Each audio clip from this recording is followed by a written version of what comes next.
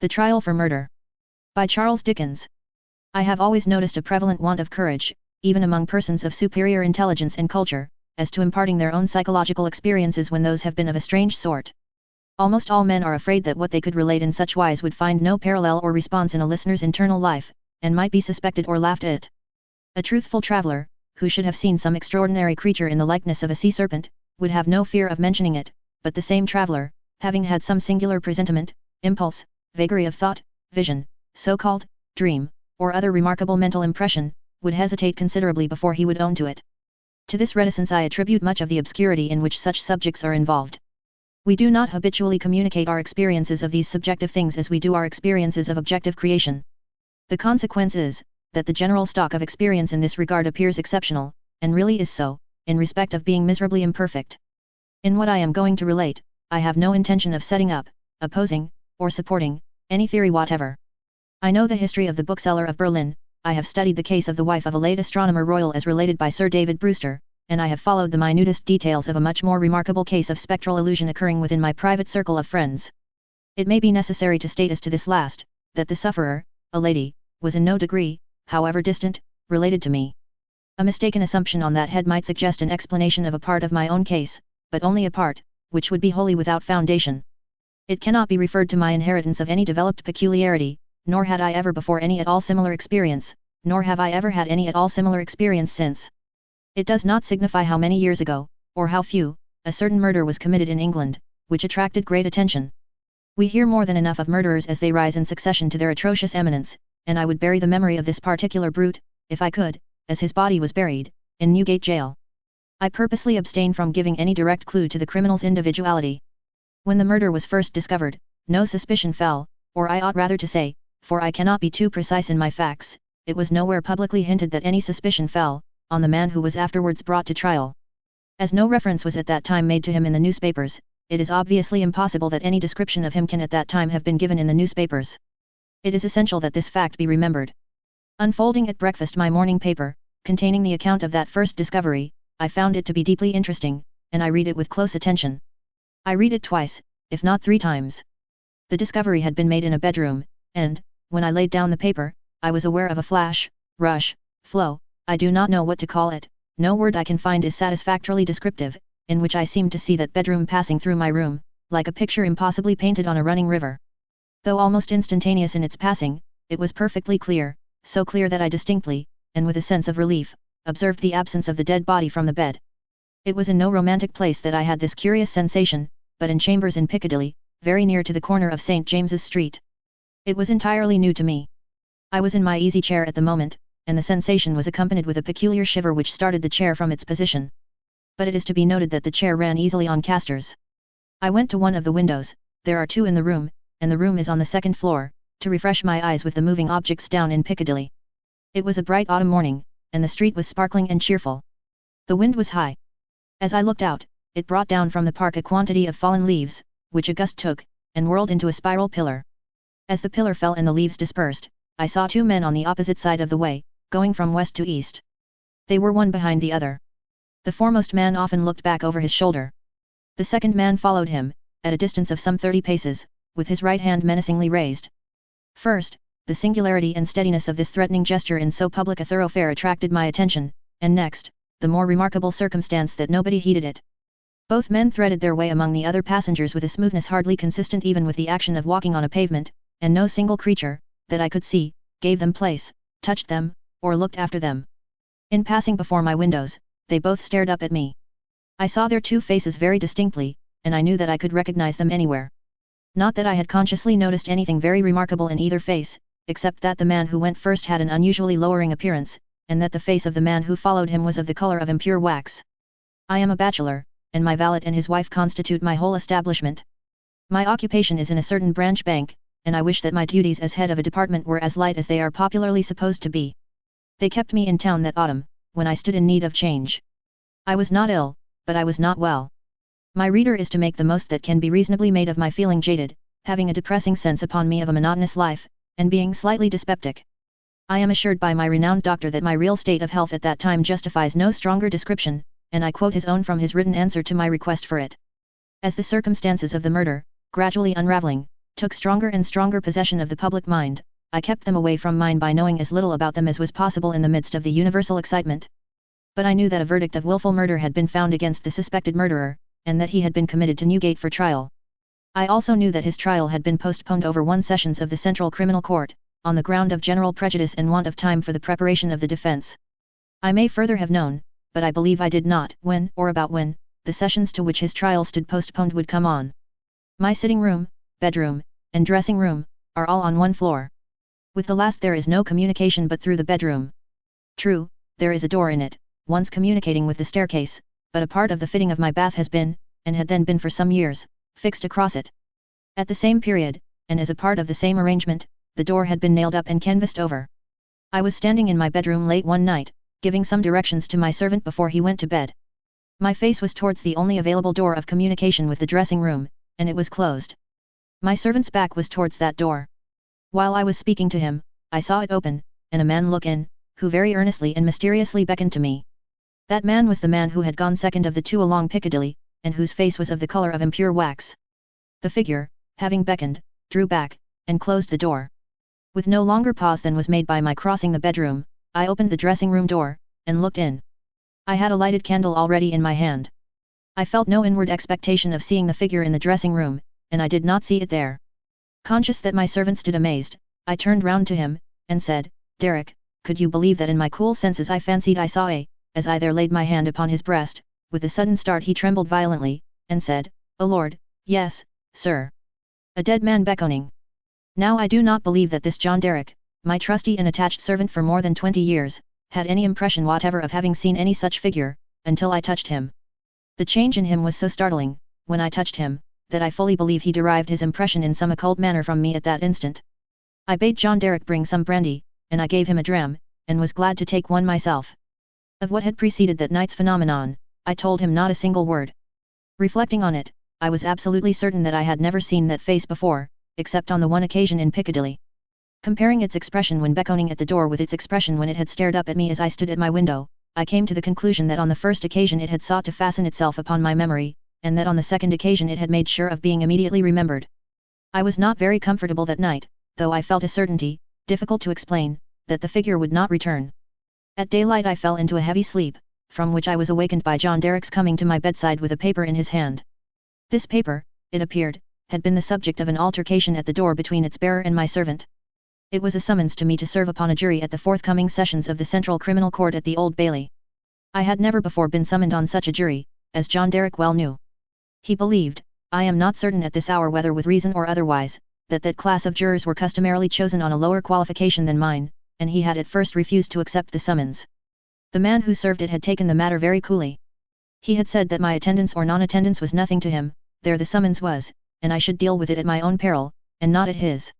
For a day or two I was undecided whether to respond to this call, or take no notice of it. I was not conscious of the slightest mysterious bias, influence, or attraction, one way or other. Of that I am as strictly sure as of every other statement that I make here. Ultimately I decided, as a break in the monotony of my life, that I would go. The appointed morning was a raw morning in the month of November.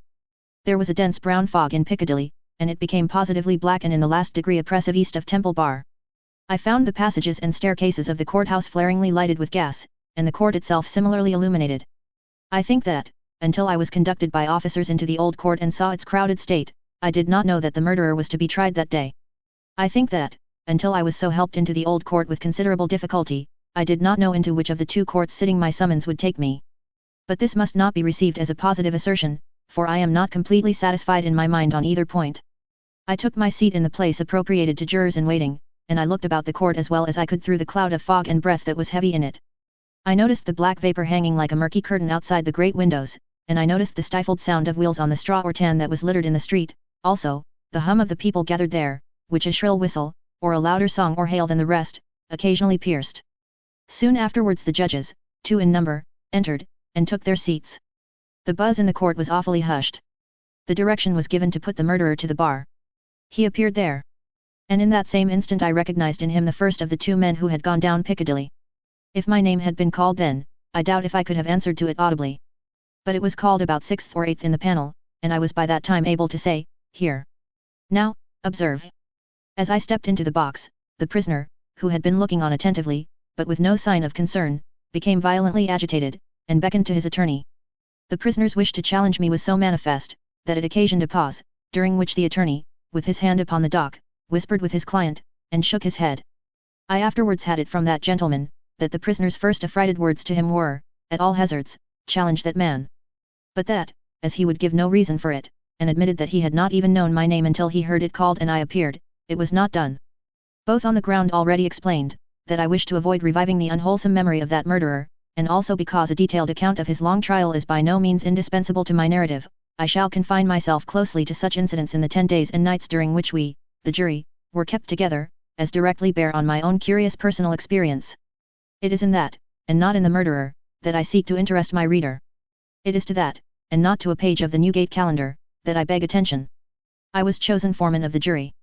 On the second morning of the trial, after evidence had been taken for 2 hours, I heard the church clocks strike. Happening to cast my eyes over my brother jurymen, I found an inexplicable difficulty in counting them.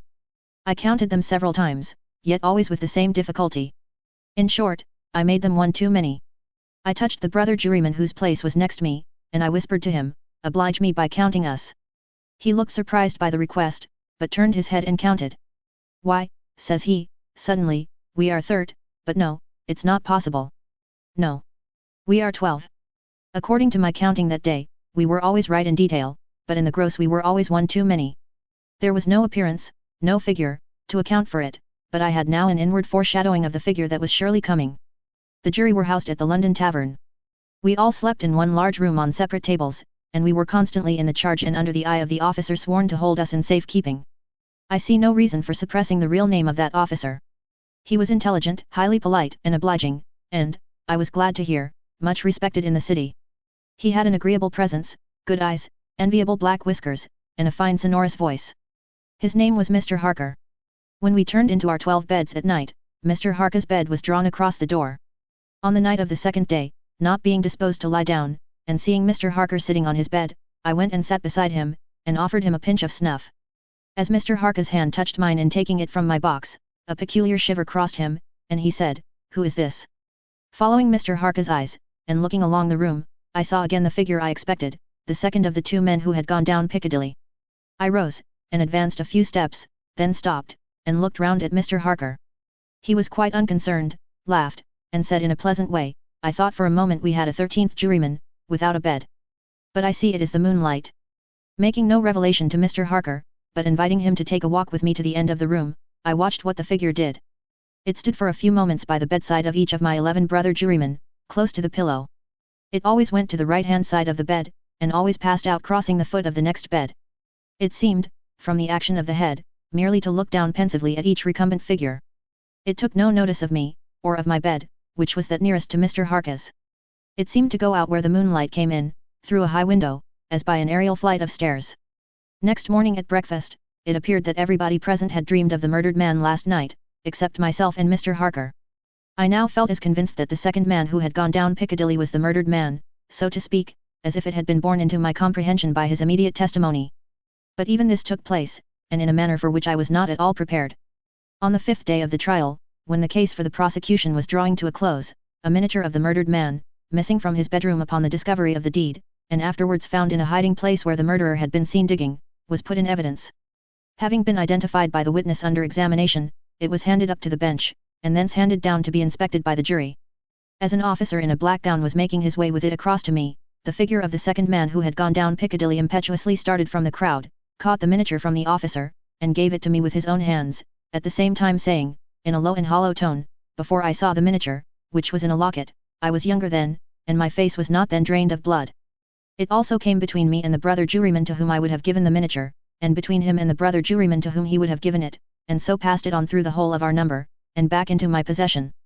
Not one of them, however, detected this.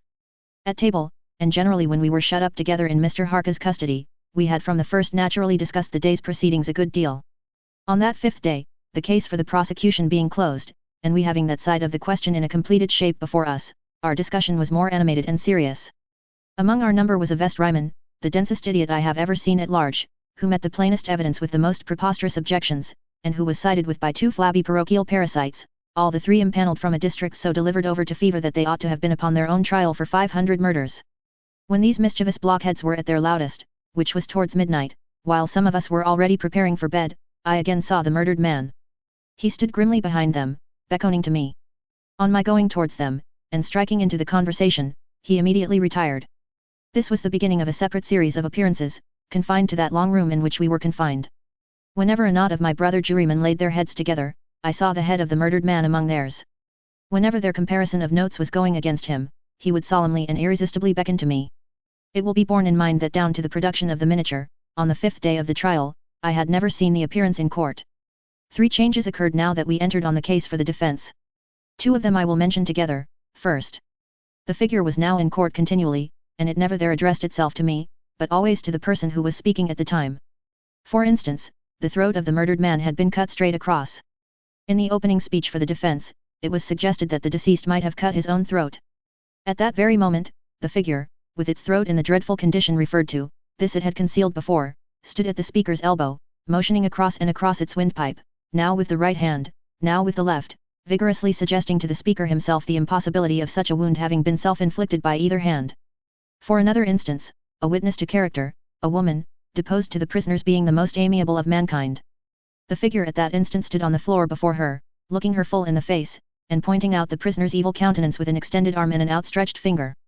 The third change now to be added impressed me strongly as the most marked and striking of all.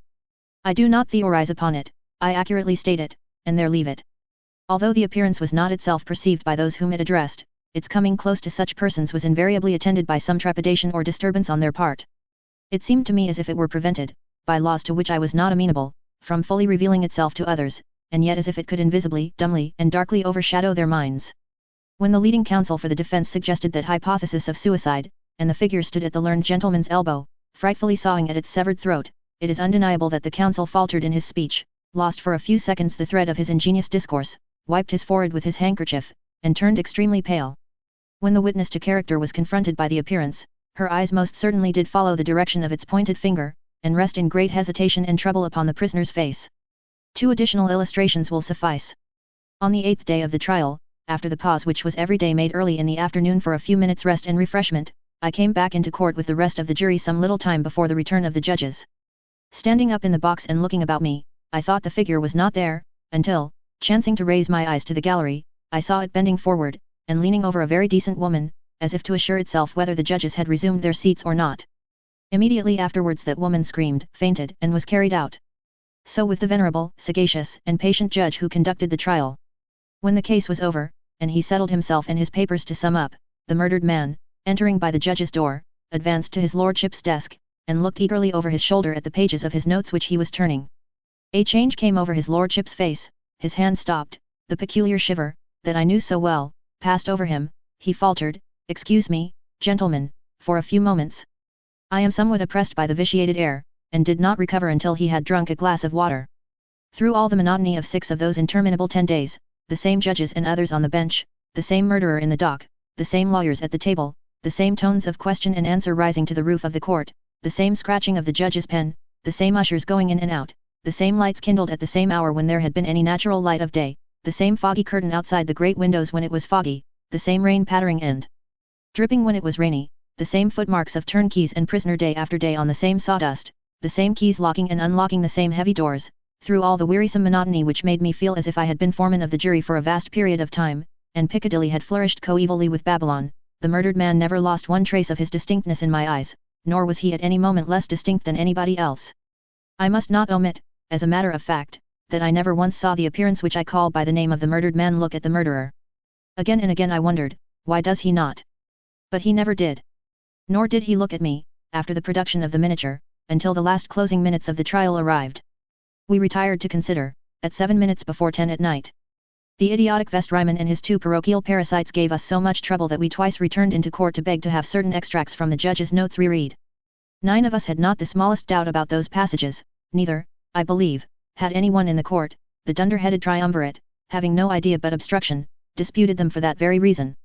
At length we prevailed, and finally the jury returned into court at 10 minutes past 12. The murdered man at that time stood directly opposite the jury box, on the other side of the court. As I took my place, his eyes rested on me with great attention, he seemed satisfied, and slowly shook a great grey veil, which he carried on his arm for the first time, over his head and whole form. As I gave in our verdict, guilty, the veil collapsed, all was gone, and his place was empty. The murderer, being asked by the judge, according to usage, whether he had anything to say before sentence of death should be passed upon him, indistinctly muttered something which was described in the leading newspapers of the following day as a few rambling, incoherent, and half-audible words, in which he was understood to complain that he had not had a fair trial, because the foreman of the jury was prepossessed against him. The remarkable declaration that he really made was this: "My lord, I knew I was a doomed man, when the foreman of my jury came into the box. My lord, I knew he would never let me off, because, before I was taken, he somehow got to my bedside in the night, woke me, and put a rope round my neck.